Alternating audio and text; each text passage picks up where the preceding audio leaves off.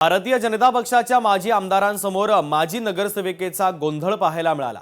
कैलास गोरंट्याल यांच्यासमोर संगीता पाचगे यांचा गोंधळ पाहायला मिळाला। पक्षांतर केल्यानंतर सोबत येऊन देखील तिकीट कापलं, संगीता पाचगे यांनी आरोप केलेला आहे।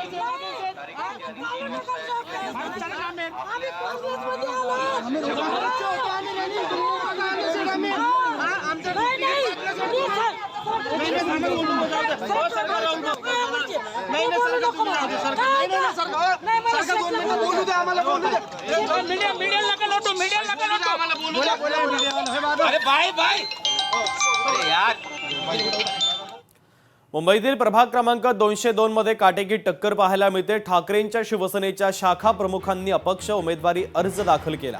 शाखा प्रमुख विजय इंदुलकर यांनी अपक्ष अर्ज भरला। ठाकरेंच्या शिवसेनेकडून श्रद्धा जाधव यांना उमेदवारी देण्यात आली। श्रद्धा जाधव यांच्या विरोधात इंदुलकरांनी अर्ज भरलेला आहे।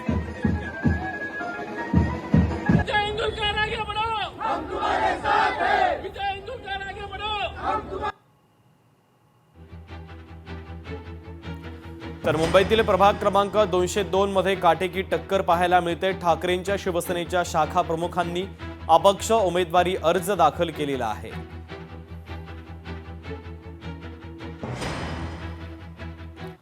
ठाकरेंची शिवसेना 100% मनसेच्या पाठीत खंजीर खुपसणार असं महत्त्वाचं विधान केलंय उदय सामंत यांनी। उदय सामंत यांनी आता उद्धव ठाकरे यांच्यावर जोरदार हल्लाबोल केलाय आणि टीका सुद्धा केली आहे। युबीटी 100% मनसेच्या पाठीत खंजीर खुपसणार हे मी 2 दिवसा अगोदर मुंबईच्या पत्रकार परिषदेमध्ये सांगितलं होतं।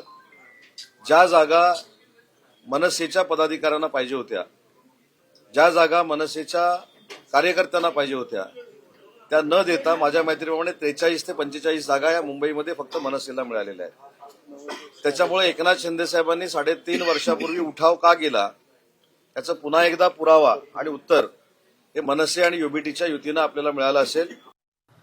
हे घरातल्या घरात गरबा खेळतायत, कार्यकर्त्यांना प्राधान्य द्यायला हवं। संदीप देशपांडे यांनी भारतीय जनता पक्षावर टीका केलेली आहे। मला वाटतं यांच्याकडे कार्यकर्ते नसल्यामुळे पक्षामध्ये घरातल्या घरात गरबा खेळतात। राहुल नार्वेकर यांच्या घरात सुद्धा 3 उमेदवार आहेत। सांगितलं ना, अध्यक्ष आहेत, यांच्या पक्षात कार्यकर्ते नाहीत। भारतीय जनता पक्ष असेल नाही तर शिंदे शिवसेना असेल, यांच्याकडे कार्यकर्ते नाहीत।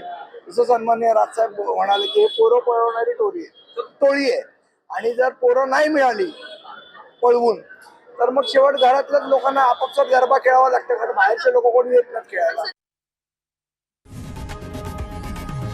लोकशाही मराठी ऐका, पहा, जागरूक रहा।